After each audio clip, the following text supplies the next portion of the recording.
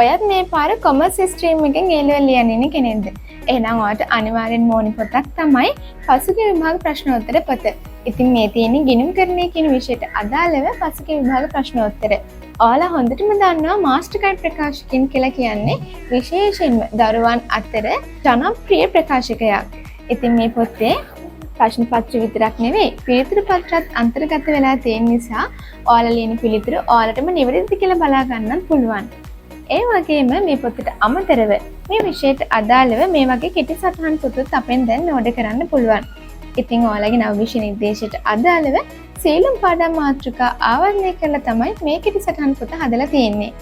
ඉතින් ඔයාලා මේ මොන විෂයෙන් A level exam එකට පෙනී හිටියත් ඔයාලා අනිවාර්යයෙන්ම ලියන්න ඕනි විෂයන් දෙකක් තමයි මේ general english සහ සාමාන්‍ය පොදු පරීක්ෂණය කියලා කියන්නේ. ඉතින් ඒ නිසා මේ විෂයන් දෙකට අදාළවත් past papers පොත් ඔයාලට දැන් අපෙන් ඕඩර් කරන්න පුළුවන්. ඉතින් ඔයාලට අපේ lol.lk වෙබ්සයිට් එක කරා හෝ එහෙමත් නැත්නම් මම මේ පහලින් දාලා තියෙන අපේ WhatsApp නම්බර කරාත් ඕඩර් කරන්න පුළුවන්.